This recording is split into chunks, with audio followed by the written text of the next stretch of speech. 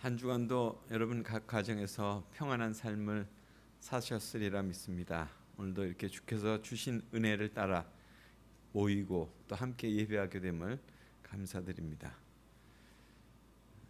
미국 시카고에 휘튼 칼리지라고 하는 기독교 명문 대학이 있습니다. 아마 여러분이 아시는 분 가운데 그 유명한 빌리 그레암 목사님도 이 학교 출신입니다.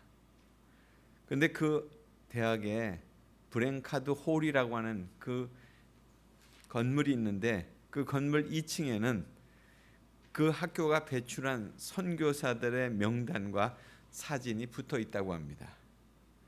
그리고 몇 사람의 사진에는 십자가가 붙어 있는데 그것은 선교사의 삶을 살다가 순교를 했다고 하는 그런 표지입니다.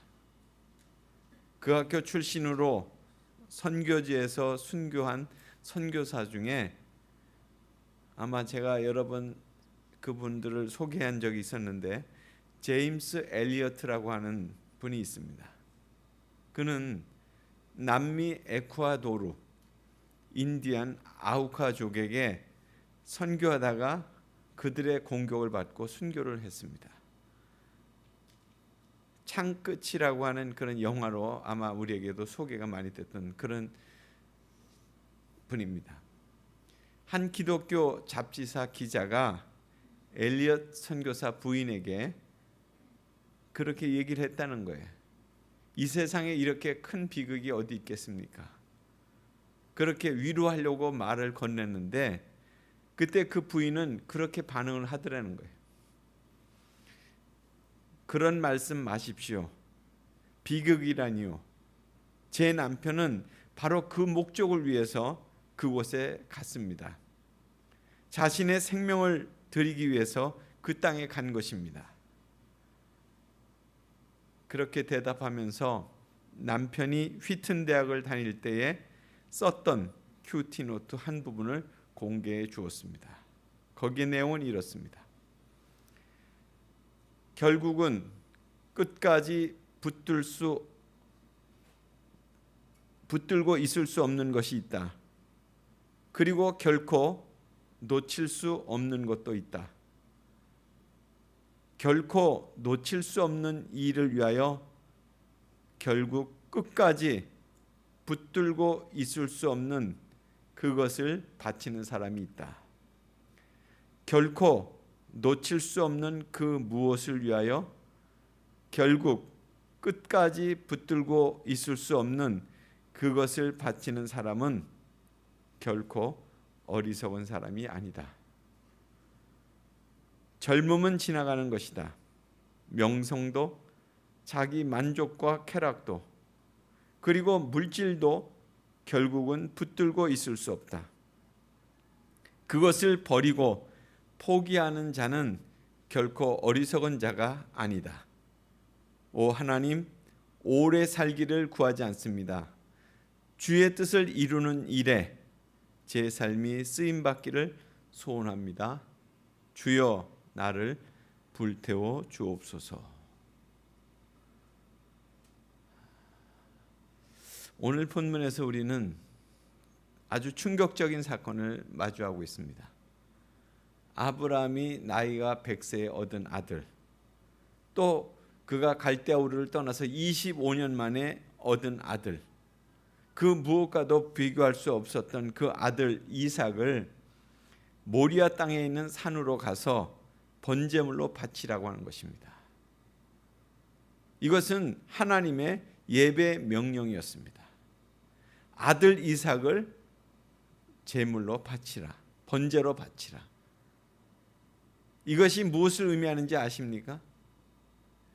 번제로 제물을 바치는 방법, 그 짐승의 목을 따서 피를 다 쏟아낸 후에 가죽을 벗기고 그리고 내장을 다 끌어내고 사지를 묶어서 참으로 제단 위에 올려놓고 밤이 맞도록 불을 피워서 한 줌의 재가 다 되도록 태워버리는 것, 이것이 번제로 바치는 것입니다.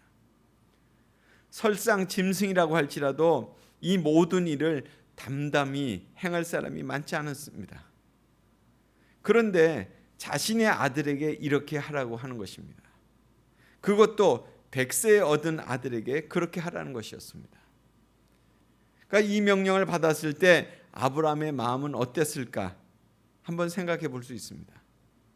아무리 그가 믿음의 조상이라고 하지만 이 충격적인 명령을 아무 의문 없이 믿었으리라고 그렇게 보여지진 않습니다.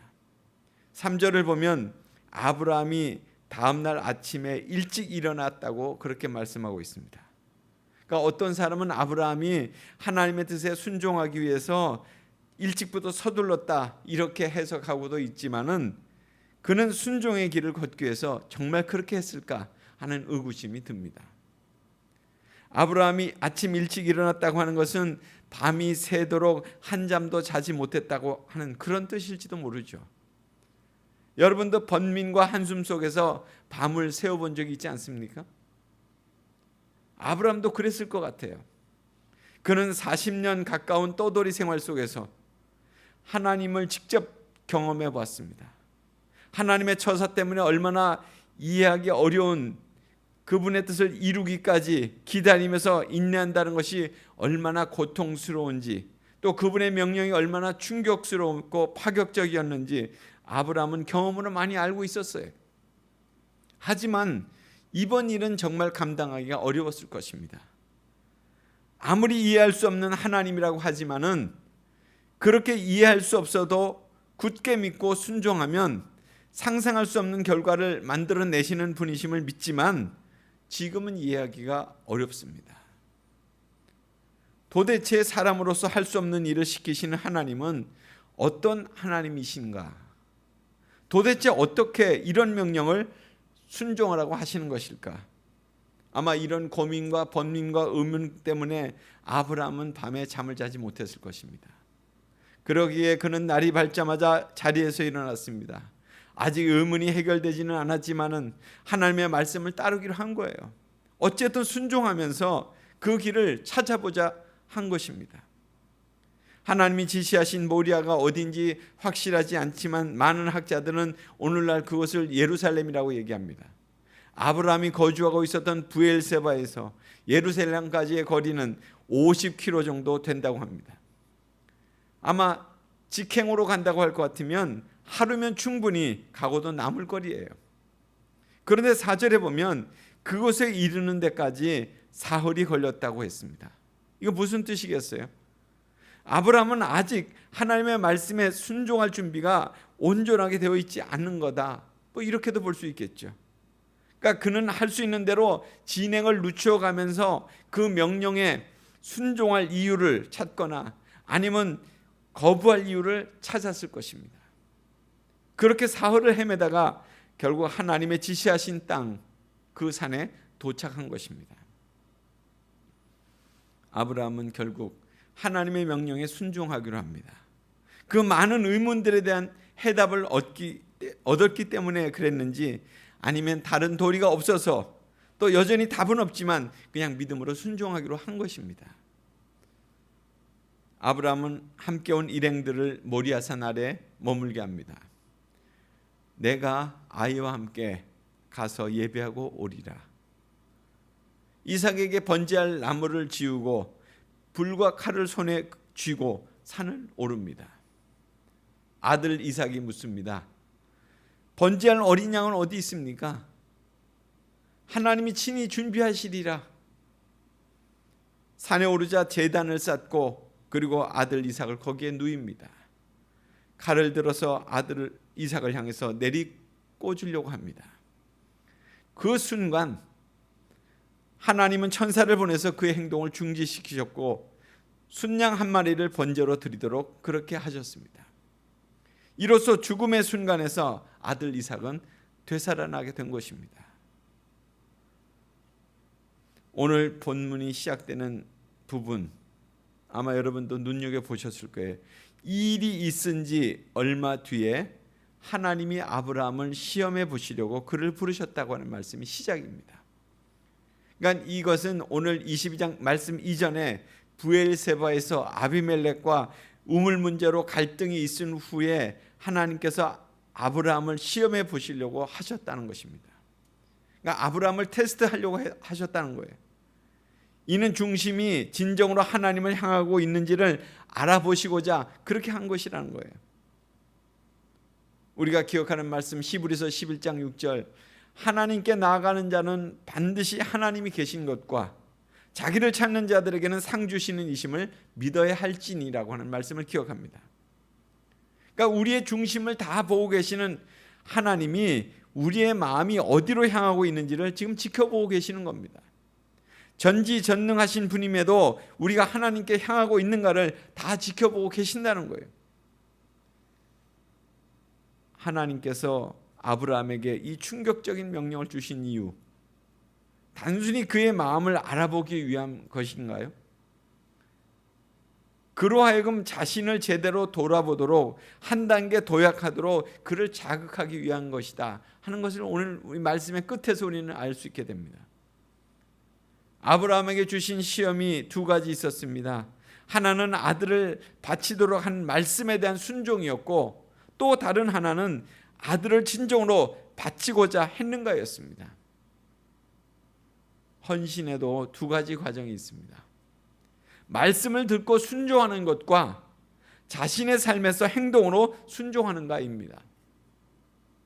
12절 말씀, 즉 내가 하나님 두려워하는 줄을 내가 이제 알았다고 하는 그 말씀, 그 전에는 몰랐는데 이제는 알게 되었다, 이런 뜻 아니죠.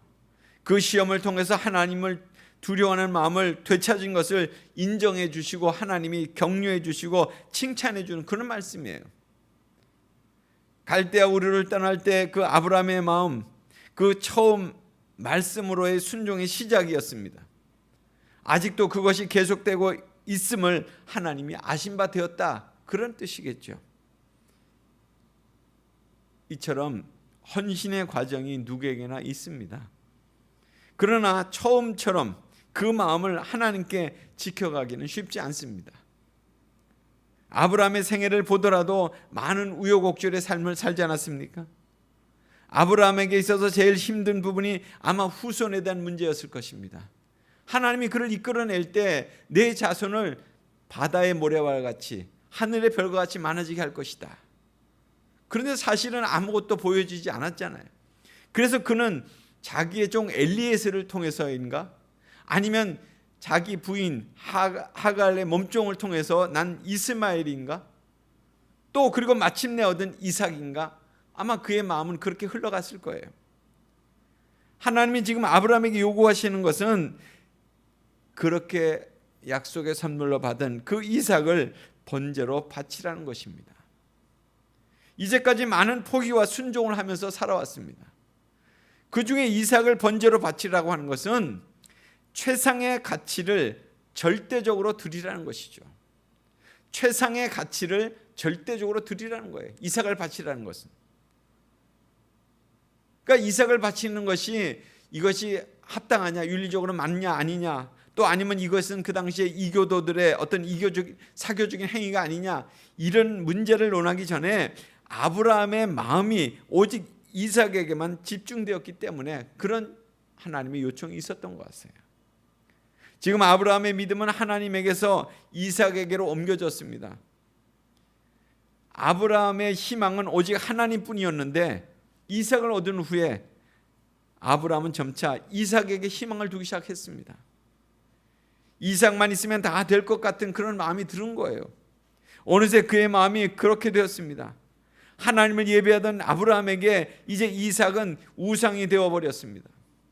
아브라함의 마음이 이삭으로 완전히 장악이 된 거예요. 가득 찬 거예요. 이삭으로. 하나님을 생각할 여지가 별로 없습니다. 하나님께서 주신 복이 아브라함에게 결국 불신앙의 올무가 되었던 것입니다. 이삭, 그는 하나님의 약속의 선물이었습니다. 하나님이 살아계시다는 증거였습니다. 하나님이 믿음직하시다는 증거였어요. 그래서 이삭을 얻었을 때 아브라함과 사라가 얼마나 기뻐했습니까? 얼마나 하나님께 감사했습니까? 그것은 상상할 수 없는 축복이었어요. 그런데 아브라함은 그 마음을 관리하지 못해서 축복의 선물이 화해의 근원이 되도록 만들었다는 거죠. 하나님을 의지하고 이삭을 사랑해야만 했습니다만 아브라함의 마음은 균형을 잃었어요. 이삭을 의지하기 시작했습니다. 하나님을 믿고 이삭을 돌봐야 하는데 아브라함은 이삭을 믿게 된 것입니다. 결국 믿음을 통해서 얻은 이삭은 그 아비 아브라함에게 불신앙의 원인이 되었습니다. 하나님을 믿으면 다, 하나님을 잃으면 다 잃게 되는데 그 이삭만 얻으면 다 얻을 것으로 그렇게 착각한 거예요. 그래서 하나님이 아브라함에게 내린 이 예배 명령은 불신앙의 경계선에 서 있는 아브라함을 되돌리시려고 하는 하나님의 시험이라고 그렇게 볼 수 있습니다. 하나님은 아브라함에게 사랑하는 아들 이삭에게 칼을 들이대라고 명령하셨지만 실은 이삭에게 칼을 대라는 뜻이 아니라 이삭에게 연결되어 있었던 그 희망의 끈, 믿음의 끈, 집착의 끈, 그것을 끊으라는 그런 뜻이었습니다. 그랬기에 아브라함의 손에 들린 칼이 이삭의 목에 닿기 직전에 천사를 통해서 그의 손을 잡아채신 거죠. 하나님의 관심은 이삭이 아니라 이삭에게 향하고 있던 아브라함의 마음이었습니다. 칼을 대야 될 대상은 이삭이 아니라 아브라함의 기울어진 그 마음이었습니다. 이처럼 하나님이 보시는 예배자의 마음은 예리하십니다. 아브라함이 믿을 수 없는 것을 믿고 의지할 수 없는 것을 의지하고 희망할 수 없는 것을 희망하는 것 때문에 근심하시는 거예요. 참된 믿음의 대상, 참된 의지의 대상, 참된 희망의 대상은 하나님뿐이십니다. 이 땅에 있는 것은 그 무엇도 우리의 믿음의 대상이요, 의지의 대상이요, 희망의 대상이 될 수 없습니다. 우리는 얼마나 자주 하나님이 주신 복을 재앙의 근원으로 바꾸어 놓고 있습니까? 사랑할 사람이 생겼다고 하는 것은 진실로 하나님의 복이에요. 하지만 그 사랑에 집착하고 그 사랑의 전부를 거는 바람에 그 사랑으로 인해서 오히려 화를 입고 사는 사람이 얼마나 많습니까? 열심히 노력하여 풍요로운 삶을 살게 되는 것, 그것은 하나님의 복입니다. 그런데 쌓아놓은 재산을 보면서 이만하면 나는 이제 안전하다 이렇게 생각함으로써 하나님에 대한 믿음을 등한시하는 사람들이 얼마나 많습니까?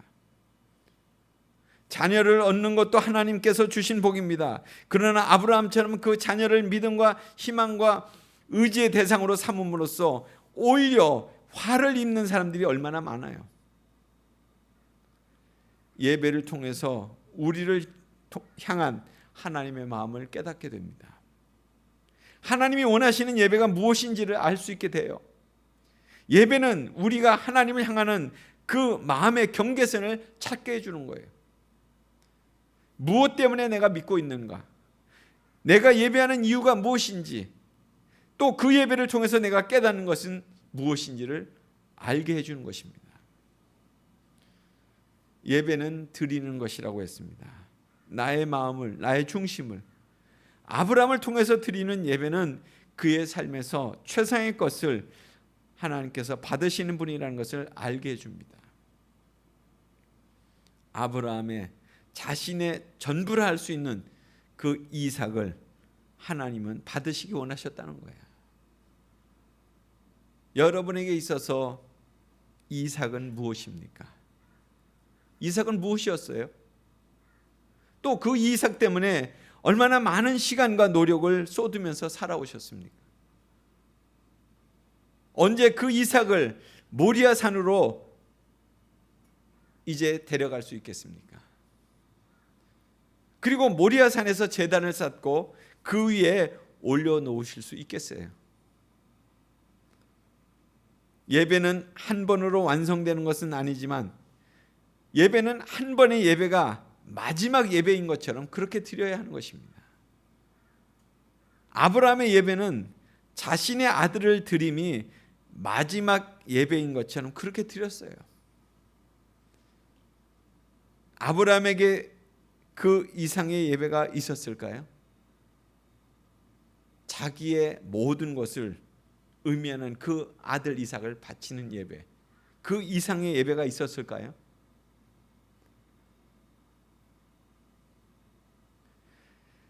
우리가 드리는 예배가 정말 소중한 예배가 되기를 원합니다. 또 일생에 있어서 가장 의미 있는 예배로 드려지기를 원합니다. 그 예배를 통해서 하나님의 깊은 체험이 있기를 간절히 소원합니다. 내 아들 독자도 아끼지 않았은즉 내가 복을 주고 번성하게 하리라.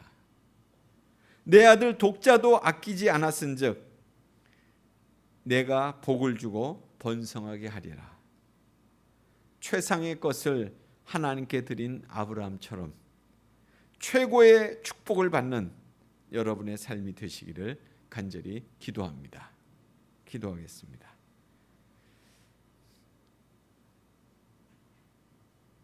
하나님 아버지, 이 아침에도 저희들을 모리아 산으로 인도해 주셨고 그 산에서 우리의 최상의 것을 다시금 하나님 앞에 올려드리도록 우리를 인도해 주시니 감사드립니다.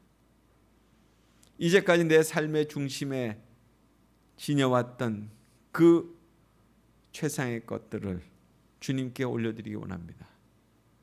그리고 진정 주님의 뜻을 거기서 깨닫고 그리고 순종하며 나가는 저희들의 삶이 되게 해 주시옵소서. 오늘 우리의 일상에서의 삶은 참으로 너무나 잡다한 것들로 많은 관심들이 벌어지고 있습니다. 그러나 주님이 원하시는 그 최상의 것, 그것을 하나님 다시금 깨닫게 하시고 그것을 주님께 올려드리는 그런 예배자로 살도록 인도해 주옵소서. 예수님 이름으로 기도드리옵나이다. 아멘.